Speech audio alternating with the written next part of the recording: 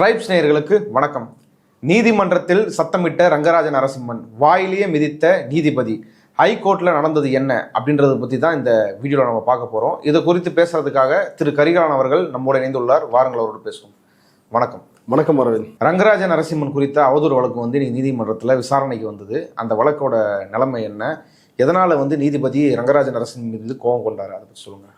அதாவது இந்த வழக்கோட பின்னணியை முதல்ல பார்ப்போம். இந்த வழக்கு எதற்காக தொடரப்பட்டது? டிசம்பர் 25ஆம் தேதி, போன டிசம்பர் 25ஆம் தேதி இந்த ரங்கராஜ நரசிம்மன் என்கின்ற இந்த பார்ப்பனர் கைது செய்யப்படுகிறார். எதனால கைது செய்யப்படுறாருன்னா, ராமானுஜ ஜீயர், ஸ்ரீவில்லிபுத்தூர் மணவாள முனிகள் மடத்தினுடைய ஜீயர் ராமானுஜ ஜீயர், அந்த பெரியவர், அந்த முதியவர் கொடுத்த புகார், அந்த புகாரின் அடிப்படையில் ரங்கராஜ நரசிம்மன் வீட்டுக்கே போய் அவரை போலீஸ் கைது செய்தது. எதற்காகனா, இவருடைய பின்னணியை ஏற்கனவே அம்பலப்படுத்தி பேசியிருக்கிறோம். வன்மம், வக்கரம், ஆபாசம், அவதூறு, இது போன்ற நடவடிக்கையில் ஈடுபடுபவர். நீதிமன்றத்தில் இப்படி குட்டுப்பட்டு மன்னிப்பு ஏற்கனவே கேட்டவர். இந்த முறையும் நீதிமன்றத்தில் மன்னிப்பு கேட்டவர் தான் இந்த ரங்கராஜ நரசிம்மன். இவர் மீதான புகாரு ராமானுஜர் குறித்த, வைணவம் குறித்த ஒரு நூல் வெளியீட்டு விழாவிற்கு அவர் வர்றாரு. அந்த நிகழ்வை மையப்படுத்தி இவர் ஒரு சர்ச்சையை கிளப்புறாரு. அந்த ராமானுஜ ஜீயருக்கு ஃபோன் பண்ணி இவர் மிரட்டுறாரு. அங்கே என்ன நடந்துச்சு, இது நடந்துச்சா, பாத பூஜை நடந்துச்சா, அது நடந்துச்சா, காசு வாங்கினீங்களா, அவங்க வீட்டில் சிஎம் வீட்டில் சாப்பிட்டீங்களா அப்படின்னு இப்படியான உரையாடல்களை நடத்தி அதை வெட்டி ஒட்டி திரித்து, இதை நம்ம மட்டும் சொல்லல, அவரை ஆதரிக்கக்கூடிய ரங்கராஜ் பாண்டே, போன தடவை அவர் ஜெயிலுக்கு போனப்ப அவரை ஆதரித்து ஒரே ஒருத்தர் தான் வீடியோ வெளியிட்டார், ரங்கராஜ் பாண்டே.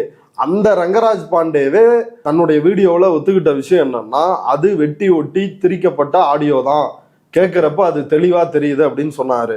இப்போ இப்படி வெட்டி ஒட்டி திரிக்கப்பட்ட ஆடியோவை வைத்துக்கொண்டு பார்ப்பனர்களுக்கு உதயநிதி ஸ்டாலினும் துர்கா ஸ்டாலினும் பாத பூஜை செய்தார்கள் அப்படின்னு இவர் கிளப்பி விட்டது ஒரு பச்சையான அவதூறு. இவர் மீது நடவடிக்கை எடுக்க வேண்டும், என் மீதும் என் மடத்தின் மீதும் அவதூறு பரப்பி இருக்கிறார் அப்படின்னு ஒரு புகார் கொடுக்கிறாரு. அந்த புகாரின் அடிப்படையில் தான் ரங்கராஜ நரசிம்மன் கைது செய்யப்படுறாரு. ரங்கராஜ நரசிம்மனுடைய வேலையை நம்ம ஏற்கனவே அம்பலப்படுத்தி இருக்கிறோம். பெரிய கோயில்களில் வர்ற பணத்தை எடுத்து சிறிய கோயில்கள் அங்கே செலவிடுறது, அங்கே அந்த கோயிலை பராமரிக்க பயன்படுத்துவது, இதெல்லாம் செய்யக்கூடாது.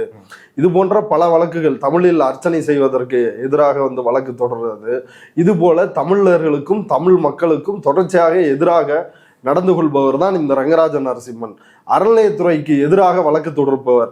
எப்படி பாஜக ஒரு அஜெண்டா வச்சிருக்குது இல்ல, கோயிலில் இருந்து அறநிலையத்துறையை வெளியேற்றுவது, அறநிலைய கோயில்களை பழையபடிக்கு பார்ப்பனர்களுடைய கட்டுப்பாட்டில் அவர்களுடைய குடும்ப சொத்தாக கோயில்களை பயன்படுத்துவது. இப்பயே கிட்டத்தட்ட அப்படிதான் பயன்படுத்துறாங்க. அறநிலையத்துறையும் அரசினுடைய செயல்பாடுகளும் தான் அதை தடுத்து நிறுத்தி வச்சிருக்குது. இப்போ பழைய காலத்திற்கு ஏற்ற போல மாற வேண்டும் அப்படின்றதுக்காக ஒரு அஜெண்டாவை தொடர்ச்சியாக செஞ்சிட்டு இருக்கிற நபர் இந்த நபர். பாஜக RSS அஜெண்டா என்னவோ அதே தான் இந்த நபரினுடைய அஜெண்டாவும் கூட. இப்போ இந்த நபர் கைது செய்யப்பட்டு கிட்டத்தட்ட புழல் சிறையில் 16 நாள் கழிதிங்கிறாப்ல. அதுவும் ஜெயிலில் இவர் அந்த யூனிஃபார்ம், ஜெயில் யூனிஃபார்ம் போட மாட்டாராம். இவர் இந்த அந்த பார்ப்பன ஸ்டைலில் இந்த பஞ்சகச்சம் கட்டுறது, நாமம் போட்டுக்கிட்டு அங்கே பேர் பாடியோட சுத்துறது, இது போன்ற உரிமைகள் எல்லாம் அங்கே கிடைக்கவில்லை என்பதற்காக அவர் உண்ணாவிரதம் அங்கு இருந்தார் அப்படின்ற பில்டப் எல்லாம் கிஷோர் கேஸ்வாமியால் கிளப்பி விடப்பட்டது. இதுதான் இந்த ரங்கராஜ நரசிம்மனுடைய பின்னணி. இப்போ இந்த வழக்கு இருக்குல்ல, 15 நாள் புழல் சிறையில் இந்த வழக்கிற்காக கழிதின்ன ரங்கராஜ நரசிம்மனை நிபந்தனை ஜாமீன் அடிப்படையில் நீதிமன்றம் அவருக்கு ஜாமீன் கொடுக்குறாங்க, நிபந்தனை அடிப்படையில். இப்போ அந்த ஜாமீன்ல இருக்கிற ரங்கராஜ நரசிம்மன் இந்த வழக்கை ரத்து செய்ய கோரி சென்னை உயர் நீதிமன்றத்தை அணுகுகிறார். சென்னை உயர் நீதிமன்றத்தை அணுகி, எப்படி சீமான் தன் மீதான வழக்கை ரத்து செய்ய கோரி சென்னை உயர் நீதிமன்றத்தை அணுகினார், அதை விசாரித்தது நீதிபதி இளந்திரையன். அதே போல இந்த வழக்கையும் விசாரித்தது நீதிபதி இளந்திரையன். இந்த ரங்கராஜ நரசிம்மன், இந்த பார்ப்பனர், இவர் எப்படிப்பட்ட தன்மையுடையவர் அப்படின்றதை ஏற்கனவே நம்ம விரிவா பேசியிருக்கிறோம். அவர் சுப்ரீம் கோர்ட்டுக்கு ஒரு வழக்குக்காக போய் ஆஜராகிறாரு. கேஸ் லிஸ்ட் ஆகல. இந்த விஷயத்த அவர் ட்விட்டர்ல போடுறாரு. ஒரு பார்ப்பனர், அதே பார்ப்பன சமூகத்து பெண் ஒருத்தர், நீங்க எதுங்க ஃப்ளைட்டு பிடிச்சி செலவு பண்ணி போறீங்க, நீங்க ஆன்லைன்லயே ஆஜராயிருக்கலாமே, உங்களுக்கு மன கஷ்டம், பொருள் கஷ்டம் எல்லாமே இல்லாம இருந்திருக்குமே. ஒரு வழக்கறிஞர் ட்விட்டர்ல அவருக்கு ஒரு பதிவு போடுறாரு. போட்ட உடனே எவ்வளவு வக்கரத்தோடு ஆபாசத்தோடு அந்த பெண்மணி மீது இவர் தாக்குதல் நடத்தினார் அப்படின்றது எல்லாருக்குமே தெரியும். பொது வெளியில் இப்படி மற்றவர்களை அசிங்கப்படுத்துவது, ஆபாசமாக வக்கரமாக வன்மமாக நடந்து கொள்வது, இதுதான் இந்த ரங்கராஜ நரசிம்மனுடைய தொடர் வேலையா இருக்குது. இப்ப இவ்வளவு நடந்திருக்குது. ரங்கராஜ நரசிம்மன் திருந்தி இருக்கிறாரா?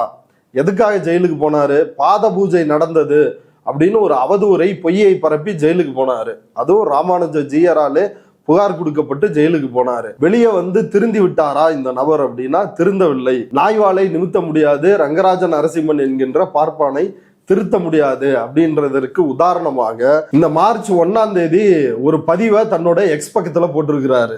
அதாவது மார்ச் 1ஆம் தேதி யாருடைய பிறந்த நாள்?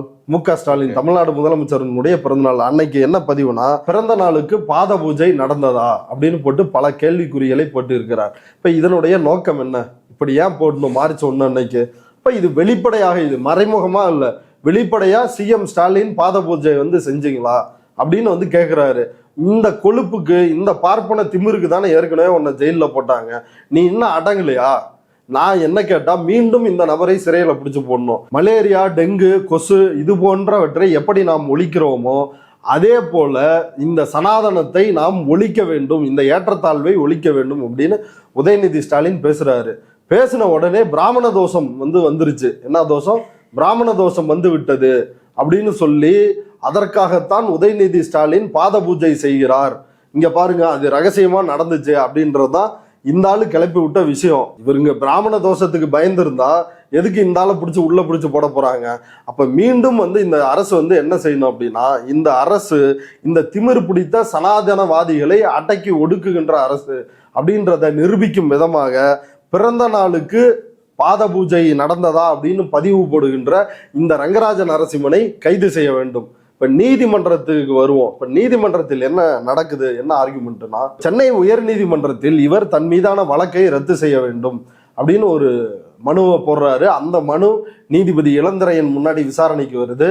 அந்த விசாரணையின் போது இவர் வாதிடுறார். இவரோட ஸ்பெஷலே என்ன அப்படின்னா, இவரே வாதாடுவார், வழக்கறிஞர் வைத்துக் கொள்ள மாட்டார். அப்படி இவர் வாதாடுகிறார்.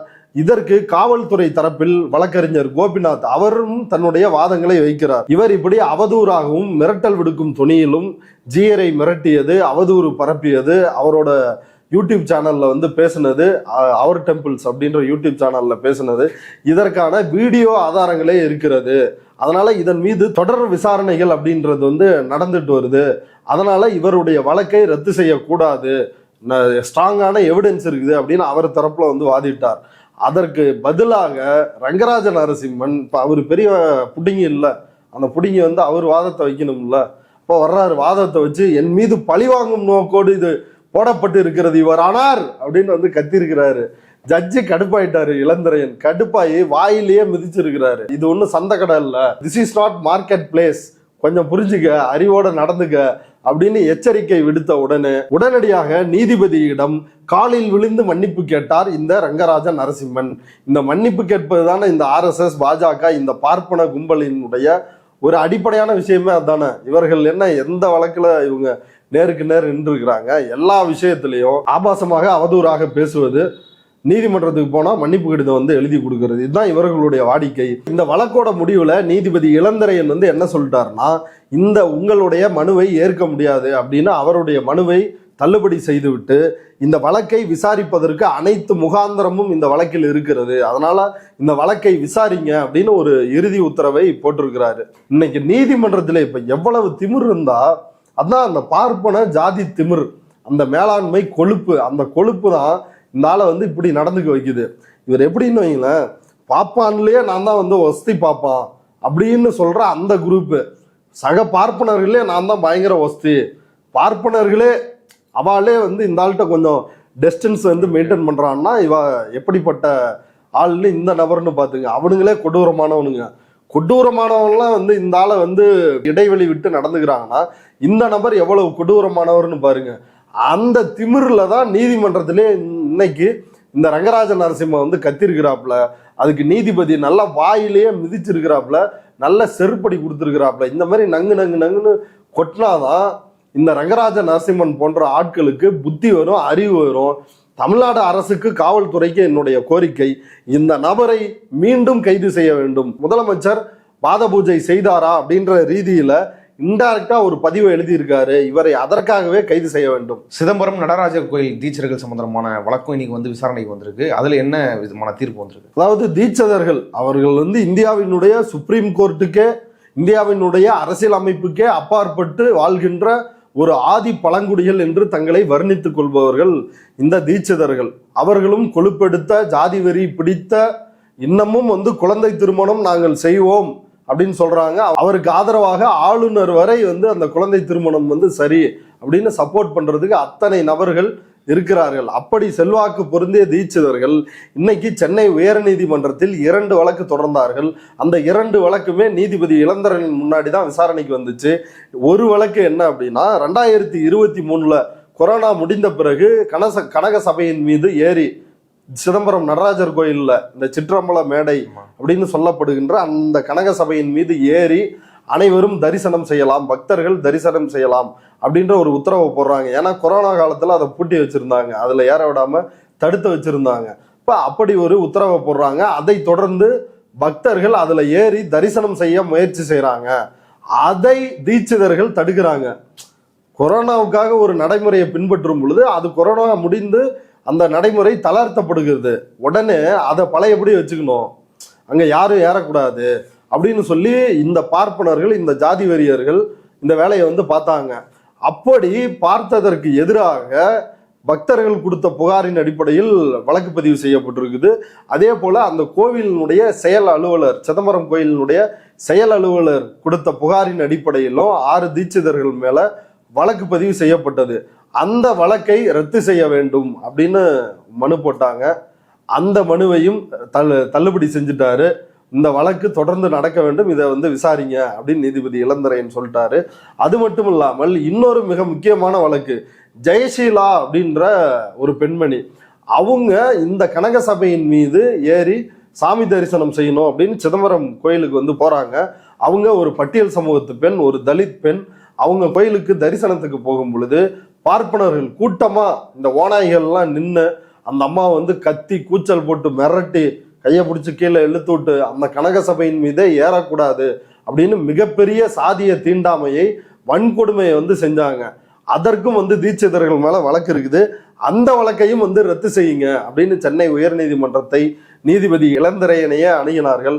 அதையும் அவர் ரத்து செஞ்சுட்டாரு. வழக்கு தொடர்ந்து நடத்த வேண்டும், இந்த வழக்கை ரத்து செய்ய முடியாது அப்படின்னு நீதிபதி சொல்லிட்டாரு. இப்படி இன்றைக்கு நீதிமன்றத்தில் முக்கியமான விஷயங்கள் எல்லாமே இன்னைக்கு நடந்திருக்குது. இவ்வளவு நேரம் பல்வேறு செய்திகள் குறித்து உங்க கருத்துக்களை பகிர்ந்து கொண்டதுக்கு நன்றி. நன்றி.